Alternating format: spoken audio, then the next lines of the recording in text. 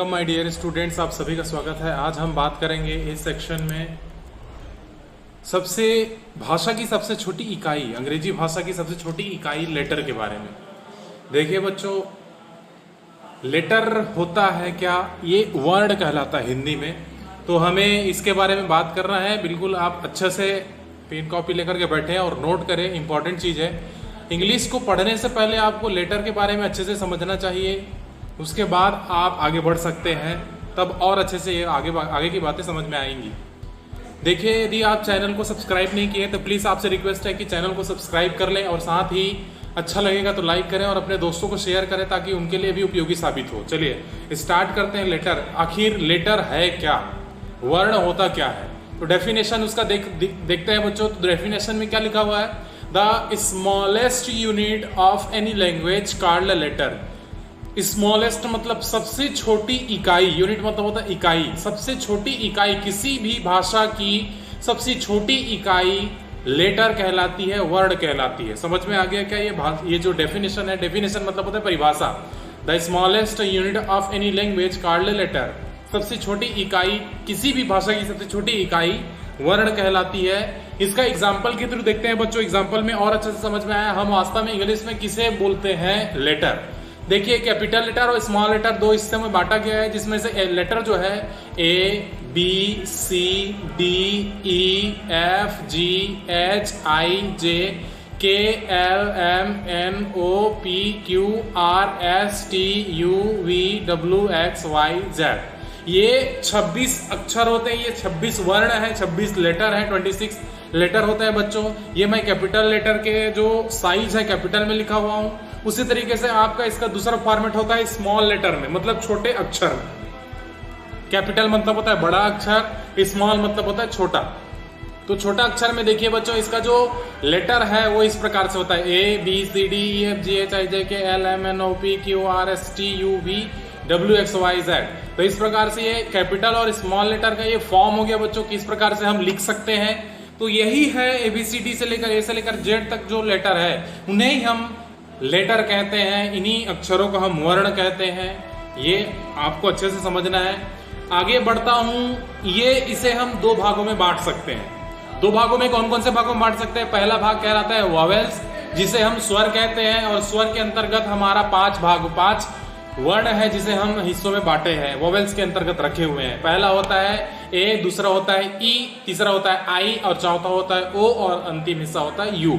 ए ई आई ओ you, ये पांचों अक्षर को मिलाएंगे, इन पांचों अक्षर को ही हम वोवेल कहते हैं, स्वर कहते हैं। और बाकी जो बचे हुए हिस्से हैं उसे हम कंसोनेंट या व्यंजन कहते हैं। ए ई आई ओ यू को आप अगर निकाल देते हैं तो बिल्कुल आपको B C D F G H J K L M N P Q R S T V W X Y Z, ये जो 21 बचे हुए 21 अक्षर है, वर्ण है, वो व्यंजन के अंतर्गत आते हैं। देखिए बच्चों, तो इस प्रकार से आपका यह लेटर का हिस्सा हो गया जिसे हम वर्ण कहते हैं। इसे आपको अच्छे से ध्यान में रखना है, क्योंकि वोवेल्स और कंसोनेंट के बारे में बात मैं अभी इसलिए बता चुका हूं क्योंकि आपको आगे जो आर्टिकल होता है ए एन द, इस आर्टिकल में इन्हीं के यूज को पढ़ना है। इसी के अनुसार से वो ए एन द का यूज होता है। तो बिल्कुल आप इस बात को ध्यान में रखते हुए चले आगे पढ़ते हैं। चलिए नेक्स्ट पॉइंट आता है आपका वर्ड। वर्ड मतलब होता है शब्द। शब्द किसको कहते हैं बच्चों? आप डेफिनेशन से समझ जाएंगे। डेफिनेशन में ही साफ साफ बता दिया हूं। ए वर्ड, डेफिनेशन मतलब परिभाषा। परिभाषा से क्या होता है? A word is a group of letters which has a complete sense. एक शब्द है वह अक्षरों का समूह, ग्रुप ऑफ लेटर्स मतलब अक्षरों का समूह होता है। जो एक शब्द, जो लेटर है, बहुत सारे लेटर जब मिल जाते हैं और एक पूर्ण शब्द का अर्थ निकालते हैं, किसी अर्थ को बताते हैं, दर्शाते हैं, तो वही ग्रुप ऑफ लेटर, एक समूह शब्दों, वर्णों का जो समूह है वह वर्ड कहलाता है, शब्द कहलाता है। आपको एग्जाम्पल के थ्रू और अच्छे से समझ में आएगा, जैसे कि काऊ, डॉग, गॉड, फ्रूट, ये सब अपने आप में एक शब्द है। कैसे? आप जैसे कि काऊ को ही ले लेते हैं, COW, ठीक है। यहां पे दूसरे सेक्शन में OCW लिखा हुआ हूं, देखो तो क्या क्या बात बता रहा हूं। It is a letter, it is a letter, it is a letter, ये सभी लिखा हुआ है। तो देखिए एरो के साइन से आपको अच्छा समझ में आएगा। सी एक लेटर है, ये एक वर्ण है, ओ एक वर्ण है, डब्ल्यू एक वर्ण है। इसी तरीके से ये सबको मैंने ठीक से मिलाया, ठीक से जमा करके रखा, तो ये सी ओ डब्ल्यू काऊ हो गया। लेकिन इसी को यदि मैं, वही तो अक्षर है, वही तो वर्ण है, ओ ही वर्ण है, यहाँ पे सी वर्ण है, डब्ल्यू वर्ण है, ये अपने अपने जगहों पे रखा हुआ है। लेकिन इसको मैं पढ़ना अकौ, ये अपना अलग वर्ड हो जाएगा।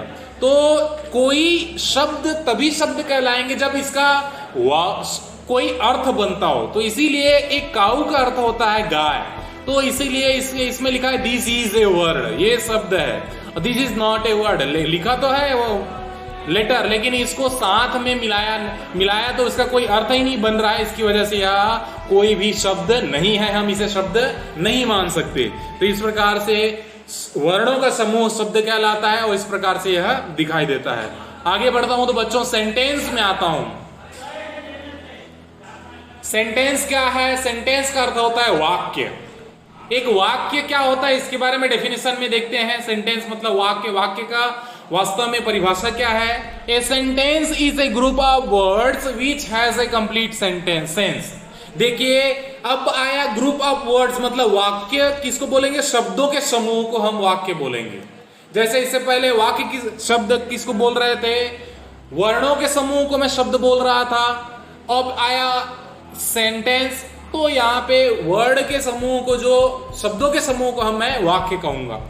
लेकिन उसका भी कोई अर्थ बनता हो। जिस प्रकार से वर्ड में हम लोगों ने बताया कि एक वर्ड तभी कहलाएगा जब उसका अर्थ हो, कोई निश्चित अर्थ बताता हो। इसी तरीके से वाक्य में भी ऐसा कोई निश्चित अर्थ, सार्थक अर्थ इसका निकलता हो। एग्जाम्पल में देखता हूं, जैसे कि Rohit is going to school, Rohit school जाता है, सॉरी जा रहा है, इज लगा है, आईएनजी लगा है, सिंपल सी बात है, रहा है दिखेगा, इसका अर्थ यहाँ पे रहा से संबंधित होगा।